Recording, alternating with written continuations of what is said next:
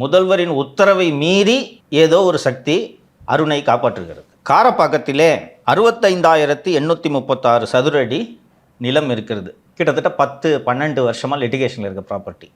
For example, ஏ அவர்களுக்கு அந்த property சொந்தமாக இருக்கிறது. ஏ அவர்கள் அந்த ப்ராப்பர்ட்டியை பிளட்ஜ் பண்ணி 75 கோடி வங்கியில் கடன் வாங்குகிறார். வாங்கிட்டு நான் இங்கே ஒரு மால் கட்ட போகிறேன்னு வச்சுக்கோங்களேன், ஒரு மால் கட்ட போகிறேன், எனக்கு 75 கோடி கொடுங்கன்ட்டு இந்த ப்ராப்பர்ட்டியை பிளட்ஜ் பண்ணி வாங்குறாரு. வாங்கிட்டு சொன்னபடி கட்டவில்லை. கட்டாமல் போனதும் வங்கி அதை வாரா கடனாக அறிவித்து அந்த அமௌண்ட்டை ரெக்கவரி பண்ணுறதுக்கு ஆக்ஷன் எடுக்கிறாங்க. சர்ஃபேசி ஆக்டில் ப்ராப்பர்ட்டி அட்டாச் ஆகிடுது. அட்டாச் ஆனோடனே பேங்க்குக்கும் அந்த வாங்கின ஏ பார்ட்டிக்கும் நெகோசியேஷன் நடந்துக்கிட்டே இருக்கும்போது பேங்க் வந்து செட்டில்மெண்ட்டுக்கு வருது. நம்ம நீ அவ்வளோ கட்ட வேணாம், இந்த அமௌண்ட்டாவது கட்டு அப்படின்னோடனே இந்த ஏ பார்ட்டி என்ன பண்ணுறாரு, பி பார்ட்டி ஒருத்தரை கூட்டின்னு வர்றாரு, எனக்கு பதிலாக இவர் கட்டுவார் என்று. அந்த பி பார்ட்டி அவர் ஹிந்துஜா ஃபினான்ஸில் அதே லேண்டை அடமானம் வச்சு லோன் வாங்குறாரு. ஃபார் எக்ஸாம்பிள், ஒரு 50 கோடி தர்றேன்ட்டு ஒரு ஒத்துட்ருக்காருன்னு வச்சுங்களேன், 50 கோடி கொடுக்கல, 35 கோடி என்னமோ கொடுத்துட்டு அதுவும் சிக்கலாகுது. ஸோ இப்போ இந்த ஏ பார்ட்டிக்கும் பி பார்ட்டிக்கும் இடையில இது தகராறாக மாறுகிறது. பணம் கொடுத்த வங்கிகள் தேமே என்று வெளியில் நின்று வேடிக்கை பார்த்து கொண்டிருக்கின்றன. இந்த சூழ்நிலையில் வழக்கு உச்சநீதிமன்றம் வரைக்கும் போகுது. இந்த லிட்டிகேஷன் ஓடிக்கொண்டிருக்கக்கூடிய சமயத்தில் இந்த ஏ பார்ட்டி காவல்துறை அதிகாரிகளின் உதவியை நாடுகிறார். உதவியை நாடி கடந்த ஏப்ரல் 2025 ஒரு 60 வழக்கறிஞர்களை அழைத்து சென்று உள்ளே பூந்து அந்த 65,000 சொச்சம் இடம் சொன்னேன் இல்லை, ஓஎம்ஆர் காரப்பாக்கத்தில் உள்ளே பூந்து பொசிஷன் எடுத்துடுறாங்க. அந்த பொசிஷன் எடுத்தவர் யார் என்றால் அவர்தான் சுஷில் லால்வானி சேட். அந்த சுஷில் லால்வானி சேட் அந்த ப்ராப்பர்ட்டியோட விலையே 100 கோடி இருக்குல்ல, அப்போ எவ்வளோ கொடுத்துருப்பாருன்னு நீங்களே ஊகித்துக் கொள்ளுங்களேன். எனக்கு எக்ஸாக்ட் அமௌண்ட்டு தெரியாது, அதனால் நான் சொல்லவில்லை. ஸோ இந்த லால்வானி சேட்டு அருணுக்கு ஒரு அமௌண்ட்டை கொடுத்து நான் அந்த லேண்டை பொசிஷன் எடுக்கணும்னு சொன்ன உடனே அது ஏன் ஜூரிஸ்டிக்ஷனில் வரல, தாம்பரம் கமிஷனரேட்டு என்று தாம்பரம் கமிஷனரேட்டில் இருக்க அதிகாரிகளை செட்டிங் செய்து அந்த லேண்டை பொசிஷன் எடுக்கலாம் என்று முயற்சி செய்யும்போது அப்போது தாம்பரம் கமிஷனராக இருந்த அபின் தினேஷ் மோடக் இந்த சட்டவிரோத பொசிஷன் எடுக்கிறதுக்கு அனுமதி தரவில்லை.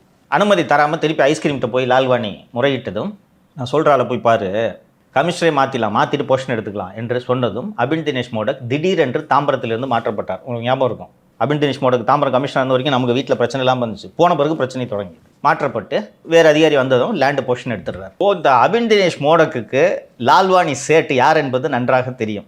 லால்வானி சேட்டுக்கு வேலையே இந்த மாதிரி லிட்டிகேஷனில் இருக்கிற ப்ராப்பர்ட்டியை கையில் எடுத்து இங்கே லோன் வாங்குறேன், அங்கே லோன் வாங்குறேன்னு சொல்லி பெரிய நிதி நிறுவனங்களுக்கு பட்டை நாமம் சாத்துவது அவரது முழுநேர தொழில். அந்த அடிப்படையில் தன்னையே மாற்றிட்டாங்க இந்த லேண்டுக்காக என்பது அபின் தினேஷ் மோடக்குக்கு தெரியும். இப்போது அபின் தினேஷ் மோடக் தான் சிபிசிஐடியின் கூடுதல் டிஜிபியாக இருக்கிறார். இந்த லால்வானி சேட் மீது அந்த ஏ பார்ட்டி புகார் அளித்தார் என்று சொன்ன நிலவா அவர் போய் டிஜிபி கிட்ட புகார் அளிக்கிறார். இந்த மாதிரிங்க இதெல்லாம் பண்ணாங்க, சபரிசனா ஐஸ்கிரீமும் தான் இதற்கு பின்னால் இருந்தது, இவர்களுக்கு இந்த ஏற்பாடுகளை எல்லாம் செய்து கொடுத்தது ஜிடிஎம் என்கிற கௌதம். அவரை போய் அந்த லால்வானி சேட்டு அணுகியதும் தான் அவர்களே ஏற்பாடு செய்து கமிஷனரே மாற்றிட்டு லேண்டை பொசிஷன் எடுத்துட்டாங்க என்று சொன்னதும் இந்த பேப்பரு சிபிசிஐடிக்கு அனுப்பப்படுகிறது. சிபிசிஐடி எஃப்ஐஆர் பதிவு செய்வதற்கு முன்பு பூர்வாங்க விசாரணைகளை எல்லாம் செய்து அருணுடைய வரலாறையே எடுத்து விட்டது. மதுரவாயிலில் இருக்கக்கூடிய அருண் மகள் பெயரில் இருக்கக்கூடிய அந்த 7 ஹில்ஸ் என்ற அந்த கம்பெனியின் முகவரி வரை சென்று பார்த்து விட்டார்கள். மொத்த வரலாறையும் எடுத்துட்டாங்க. ஏற்கனவே தான் மோடக் எவ்வளோ காண்டில் இருப்பார்ன்றதை சொன்னேன். இந்த கட்டத்தில் அருண் மற்றும் ஜிடிஎம் மீது எஃப்ஐஆர் பதிவு செய்து நடவடிக்கை எடுக்க வேண்டும். இந்த வழக்கின் விசாரணை தொடர்ந்தால் இதில் சபரீசன் சிக்குவார் என்ற அறிக்கையை டிஜிபிக்கும் உள்துறை செயலாளருக்கும் மோடக் அனுப்பிவிட்டார். முதல்வருக்கு போயிருக்காதுன்றதுனால தான் நம்ம கம்யூனிகேட் பண்ணுறோம். ஏற்கனவே அந்த ஒரு தயாரிப்பாளர் ஒருவரை சொன்னேன் அல்லவா, முதல்வருக்கு நேரடி தொடர்பு இருக்கிறாருன்னு, மாதவன் மாதிரி ஆவி என்று வைத்துக் கொள்ளுங்கள். அவர் மூலமாக தகவல் போய்விட்டது. இப்போது பொதுவெளியில் இதை வைக்க வேண்டும் என்பதற்காகத்தான் நான் சொல்கிறேன்.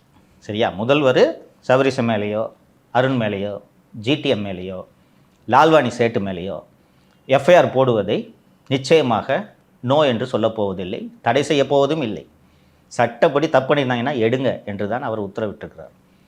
அவர் சொன்ன பிறகும் 5 நாட்களாக அருண் மீது எஃப்ஐஆர் போட விடாமல் தடுக்கும் சக்தி எது? உள்துறை செயலாளர் மணிவாசனா, காவல்துறையின் தலைமை இயக்குனர் மகேஷ்குமார் அகர்வாலா என்பதை முதல்வர் அவர்கள் கேட்டு அறிந்து கண்டுபிடித்து தேவையான உத்தரவுகளை பிறப்பிக்க வேண்டும். ஏன்னாங்க சார், உதயநிதி அவர்களாவது அங்கே எங்கன்னு வார்த்தைகளை விடுறாரு. ஆனால் திரு சபரீசன்லாம் வந்து பார்த்தீங்கன்னா இது சபரீசனை கை வைப்பதற்கான கோல்டன் ஆப்பர்ச்சுனிட்டி, அற்புதமான ஆப்பர்ச்சுனிட்டி. விசாரிக்கிட்டோன்றேன். ஏற்கனவே 2011 சித்தரஞ்சன் சாலையில் ஒரு வீடு, அந்த தெருவையே வாங்கலான்னு இந்த குடும்பம் ட்ரை பண்ணிச்சு. அதில் ஒரு 2 வீடு மாட்டிக்கிச்சு. வீட்டோட விலை 5 கோடி ரூபாய்னா, 2 கோடி குடும்பட்டியா என்று 2006 ஆட்சி காலத்தில் மிரட்டி வாங்கி விட்டார்கள். 2011 செல்வி ஜெயலலிதா அவர்கள் முதல்வரான பிறகு முதலில் பதிவு செய்த எஃப்ஐஆர் இந்த நில அபகரிப்பு எஃப்ஐஆர்.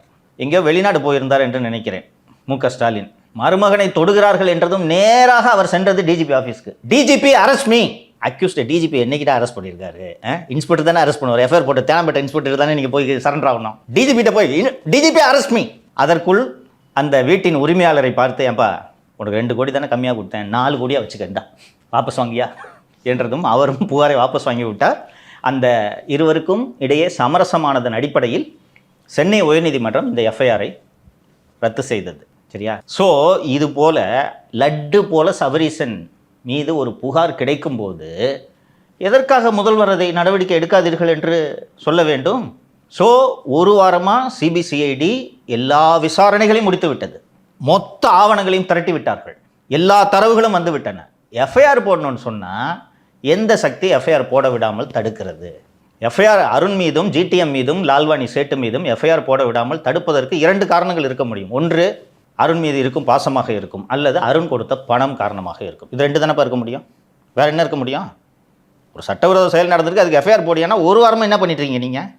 ஸோ இந்த ஆட்சியிலும் பழைய திமுக ஆட்சியில் இருக்கக்கூடிய அதிகாரிகளின் செல்வாக்கு தொடர்கிறது. ஜனநாயகன் திரைப்படத்தில் சவுக்கை எடுத்து பிரகாஷ் ராஜை அடித்தது போல இந்த ஆட்சியிலும் தவறு செய்யும் அதிகாரிகள் அடி வாங்குவார்கள் என்ற அச்சத்தை முதல்வர் அவர்கள் ஏற்படுத்த வேண்டும். இல்லை, உளவுத்துறை வந்து ரிப்போர்ட் அனுப்பாது சார். இப்போ உளவுத்துறை ரிப்போர்ட் வந்து நேராக அவர் சிஎம்க்கு தான் போகுது அப்படின்னு சொல்கிறாங்க.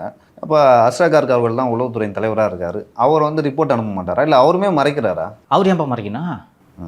இந்த அறிக்கையை எடுத்து சென்று அவர் யாரிடம் கொடுக்கிறார்? அந்த 2 கோழிகளிடமா? 2 கோழிகளிடம். அந்த 2 கோழிகளே இதுக்கு காரணமாக இருந்தா புரியுதா?